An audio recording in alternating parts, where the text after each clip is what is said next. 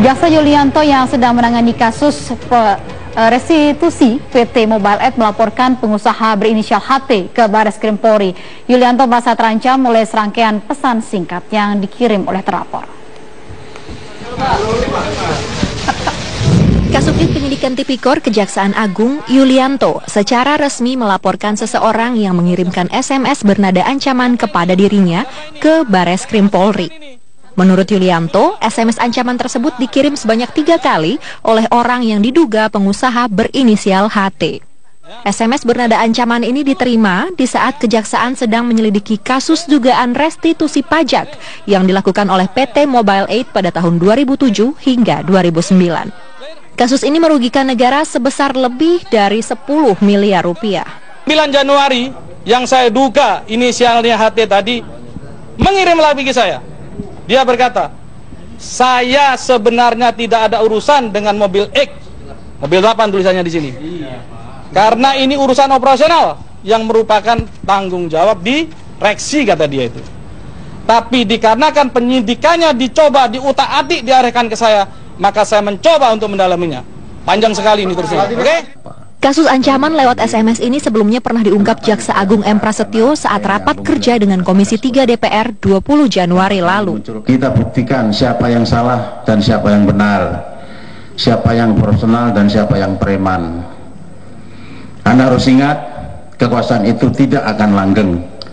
Saya masuk ke politik, antara lain salah satu penyebabnya mau memberantas oknum-oknum penegak hukum yang semena-mena, yang transaksional, yang suka abuse of power.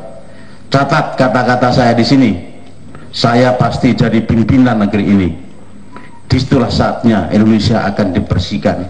Ini saya tahu, nggak tahu pakai bentuk ancaman. Dari mengakunya dari Haritanu Sudibyo. Sementara itu, pengusaha Haritanu Sudibyo enggan menanggapi terungkapnya SMS ancaman tersebut. Nggak perlu ditanggepin.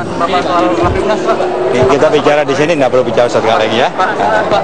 Menurut penyidik Kejaksaan Agung Ali Nurdin, kasus dugaan korupsi Mobile Aid muncul setelah penyidik Kejaksaan Agung menemukan transaksi palsu sebesar 80 miliar rupiah antara PT Mobile Aid dengan PT Jaya Nusantara periode 2007 hingga 2009. Dari transaksi tersebut, PT Mobile Aid yang saat itu dimiliki Haritanu Sudibyo mengajukan restitusi pajak dan dikabulkan. Akibatnya, negara dirugikan lebih dari 10 miliar rupiah. Tim Liputan Metro TV.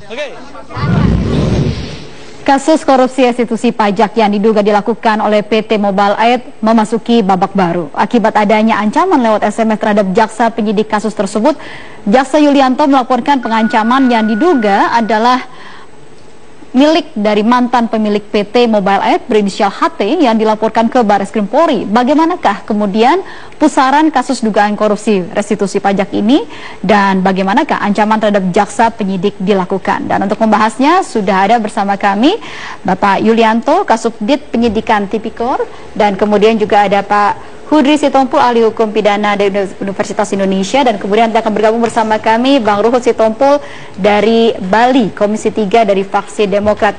Saya akan ke Pak Yulianto terlebih dahulu. Jadi 3 SMS tersebut kronologisnya seperti apa sampai ke Anda? Terima kasih Mbak Brita. Sebelum saya bicara tentang SMS ini, saya akan sampaikan kronologis penanganan perkara mobil X ya. Boleh Mbak ya? Silakan. Jadi begini, saya masuk di Kejaksaan Agung itu tanggal 9 September tahun 2015. Selaku Kasubdit Penyidikan, saya harus mengevaluasi semua satgas-satgas yang menangani semua perkara. Ya. Termasuk mobil X ini. Penyelidikannya dilakukan oleh tim jaksa penyelidik 20 Januari 2015. Ya. Terus kemudian ternyata mereka sudah mengusulkan naik ke penyidikan di tanggal 11 Juni 2015. Saya masuk di situ 9 September 2015. Artinya kurang lebih 3 bulan. Kenapa kok nggak tuntas? Otomatis tim saya panggil dong. Saya bilang, Anda mengusulkan naik penyidikan, perkara ini nggak jelas. Ya harus dijelaskan dong. Kalau cukup bukti naikkan ke penyidikan, kalau nggak cukup bukti ya dihentikan. Untuk fairnya saya nggak usah ikut ekspos. gelar dengan seluruh pejabat yang ada, dengan seluruh penyidik, saya hanya tinggal tunggu apa hasilnya. Rupanya apa yang terjadi, seluruhnya bulat perkara itu naik ke penyidikan. Sehingga diterbitkanlah surat penyidikan tanggal 21 Oktober 2015. Sejak tanggal 21 Oktober 2015, maka penyidikan ini sepenuhnya di bawah kendali saya. Seperti itu ceritanya, Mbak. Kaitannya dengan SMS. Ya. Kemudian penyidikan ini berjalan terus. Dan saya sudah meminta, karena ini menyangkut restitusi, ini ada rahasia wajib pajak. Saya bersurat kepada Menteri Keuangan untuk minta data-data faktur, ya, secara resmi kepada Menteri Keuangan dengan bersurat. Jaksa Agung yang bersurat, dijawablah oleh Menteri Keuangan secara resmi, dan sehingga data-data faktur-faktur yang saya duga fiktif itu sudah kami punya semua. Ya saya tidak tahu. Kemudian tanggal 5 Januari sekitar jam 16.30 saya mendapat SMS dari 0815 10668080 yang bunyinya begini, Mas Yulianto, kita buktikan siapa yang salah dan siapa yang benar, siapa yang profesional, siapa yang preman. Anda harus ingat kekuasaan itu tidak akan langgeng.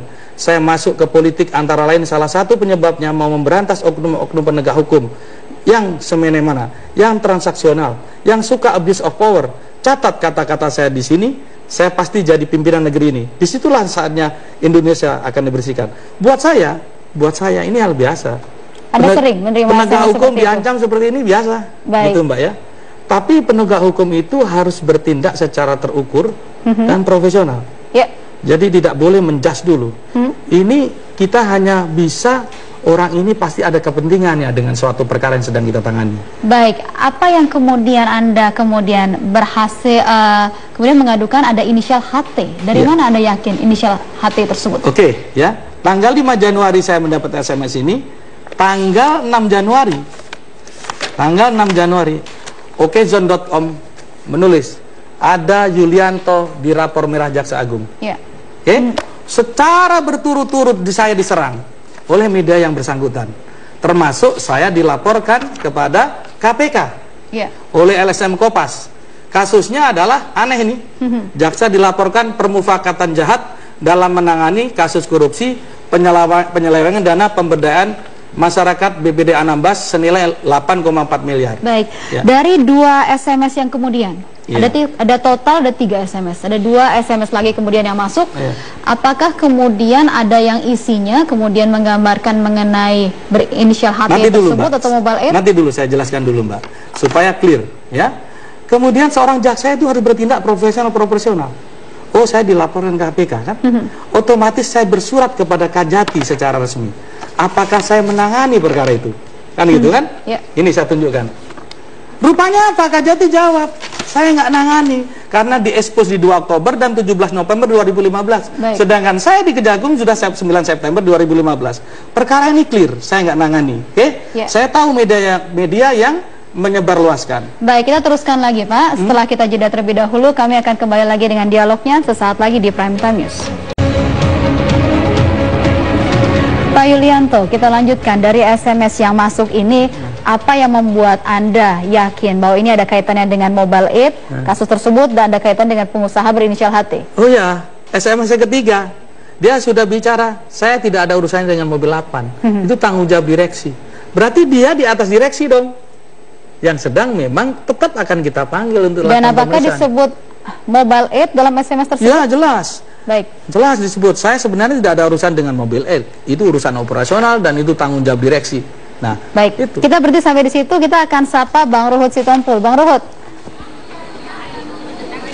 Ya, Bang Ruhut, sempat juga hal ini dikemukakan oleh Jaksa Agung dalam rapat kerja dengan Komisi 3. Bagaimana tanggapan dari Komisi 3 terkait dengan hal ini? Jadi saya terima kasih nih sama Metro TV, saya diundang masalah ini ya, walaupun saya dari Bali. Pantas, baru saya terang benderang. Oh, waktu kami RDP dengan Kejaksaan Agung, pantas kawan-kawan saya yang ada di Komisi 3 sebagian, gak enak kalau diurut-urut ya. Kalau saya katakan dulu mereka pendukung Setia Novanto, waktu Papa minta saham, Kalau saya kait-kaitkan, wah ngeri kali nih. Tapi beginilah, Indonesia negara hukum. Kita harus patuh. Apapun Kejaksaan Agung, satu lembaga yang harus kita hormati. Dan mereka bekerja sangat terukur, seperti yang dikatakan Pak Yulianto. Karena itu, saya selalu mengatakan, kalau kita tidak salah, ngapain kita kebakaran jenggot? Bicaralah dengan baik, patuhlah kepada hukum. Karena jujur, tegas saya katakan, Presiden kita yang ke-7, Bapak Joko Widodo, nggak main-main dalam penegakan hukum. Nah, apalagi kaitan kalau udah berbicara pajak, itu berbicara korupsi juga. Lantas terkait dengan hal ini, akan follow up seperti apa Komisi 3? Laporan dari Kejaksaan Agung ini? Iya.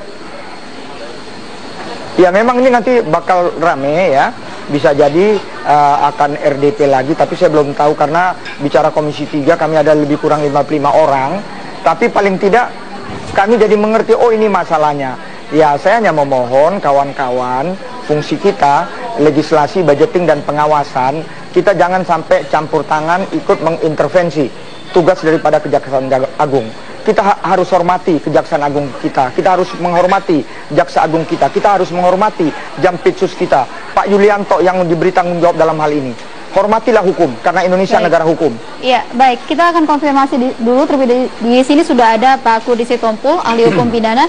Bapak melihatnya, adakah unsur pidana ancaman di sini? Ya, kalau mendengar apa yang disampaikan oleh Pak Yulianto, itu rangkaian cerita itu, saya berkesimpulan bahwa peristiwa tersebut ya telah memenuhi unsur pasal 29 Undang-Undang 11 tahun 2008 mengenai informasi dan transaksi elektronik, yang mengatakan pasal 29 itu setiap orang yang mengirim informasi elektronik atau dokumen elektronik yang berisi ancaman kekerasan atau menakut-nakuti secara pribadi itu dikenakan tindak pidana, dan dihubungkan dengan pasal 44-nya Undang-Undang ITE itu, maka ancaman hukumannya itu 12 tahun dan atau denda 2 miliar rupiah. Kalau bicara soal ancaman ini Pak, seringkali kan kemudian diartikan adanya kata-kata yang bernada mengancam, membunuh atau mencelakakan seperti itu. Dari SMS-SMS ini, kata-kata yang mana? Itu, kan ada kata pasti saya akan menjadi pimpinan, karena saya masuk partai politik, pasti saya ini. Dan saya kalau akan menjadi pimpinan, pasti saya akan berantas ini petugas hukum di yang situ ancamannya. Baik, kita akan elaborasi lagi mengenai hal ini. Kami akan kembali lagi untuk Anda dengan dialognya sesaat lagi. Baik, kita lanjutkan dialog. Pak Yulianto, jadi Anda ini melaporkan kasus ancaman ini ke Barreskrim Mabes Polri sebagai kapasitas institusi atau pribadi?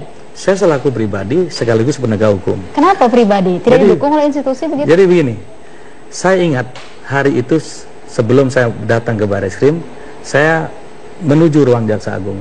Di situ ada Pak Armin Syah selaku Jampitsus.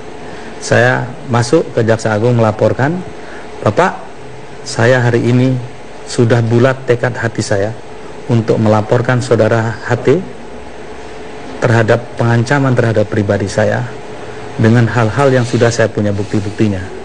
Beliau menyampaikan ke saya, menyarankan ke saya, Yul, kamu pikir dulu, ini kan koruptor fight gen, buat apa juga kamu sedang menangani perkara besar. Saya jawab begini, ini bukan soal koruptor fight gen, tapi ini soal harkat dan martabat saya secara pribadi dan keluarga saya, dan juga seorang penegak hukum.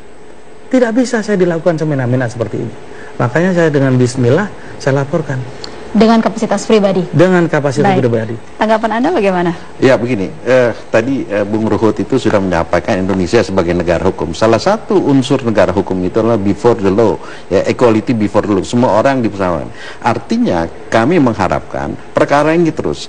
Kalau secara substansi ini jelas sudah memenuhi unsur pasal 29 dan pasal 45 Undang-Undang ITE. Nah sekarang mengenai pembuktiannya. Nah karena ini menggunakan sarana elektronik, pembuktian itu sangat mudah sekali. Nah, dan saya kira yang menjadi masalah hanya bukan perkara pengancaman ini. Saya kira ada perkara korupsi yang besar terhadap orang terkenal. Jadi saya kira ini kita mengharapkan kalau memang, dan apalagi kan kita mengharapkan bahwa seolah-olah kejaksaan kalau mengungkap ke perkara korupsi itu nggak bisa. Yang bisa itu ada instansi yang lain lah misalnya ya. Nah, tapi sini satu bukti sebenarnya kejaksaan ini bisa mengungkap satu perkara yang besar, dan kita harus memberikan support kepada kejaksaan harus membongkar perkara ini. ini, dan bukan masalah soal pengancaman ini kan soal pribadinya Pak Yulianto. Ada sesuatu yang lebih besar lagi yang harus diungkap, dan bangsa ini adalah perkara korupsi, apalagi restitusi pajak, yang dimana negara itu sangat mengharapkan pendapatan dari pajak. Baik, ya Bang Luhut, Anda tadi mengatakan bahwa Anda secara pribadi mendukung terus kasus ini begitu ya. Tapi kira-kira dukungan dari teman-teman di Komisi 3 sendiri bagaimana? Oh, saya sudah tahu masalahnya begini. Kalau nanti ada yang mau ramekan di Komisi 3, saya akan mendukung lembaga penegakan hukum yang resmi, dalam hal ini Kejaksaan Agung. Ya, kita tahu Kejaksaan Agung, Kepolisian, KPK, pengadilan itu lembaga hukum yang resmi. Kita negara hukum. Betul apa yang dikatakan Profesor Dr. Kudri Sitompul, begitu juga Pak Yulianto. Pak, jangan gentar Pak, jangan takut, maju terus. Ya, saya akan mendukung Bapak karena apapun, ya, ibarat pepatah kepalang mandi basah, dan betul sudah terjadi karakter assassination kepada Pak Yulianto. Apalagi dilihat rekam jejak seolah-olah sebelumnya di tempat tugasnya ada bermasalah, faktanya tidak. Jadi nggak usah khawatir Pak. Tuhan bersama Bapak, maju terus. Baik, terima kasih Bang Luhut. Kita berantas. Terima kasih. Closing statement dari Anda terakhir, Pak Yulianto, silakan. Saya terima kasih. Saya harap pengaduan saya, laporan saya kepada Barreskrim ditindaklanjuti. Karena apa? Ini hak buat saya secara pribadi untuk menunjukkan penegak-penegak hukum lain yang diginikan harus berani. Sepanjang saudara mempunyai integritas, lawan. Itu aja, terima kasih. Baik, terima kasih. Terima kasih Pak Yulianto, terima kasih juga Pak Kudori Sitompul, terima kasih juga Bang Luhut Sitompul yang ada di Bali. Dan pemirsa, demikianlah perbincangan di Prime Time News hari ini. Saya Prita Laura undur diri, terima kasih, selamat petang dan sampai jumpa.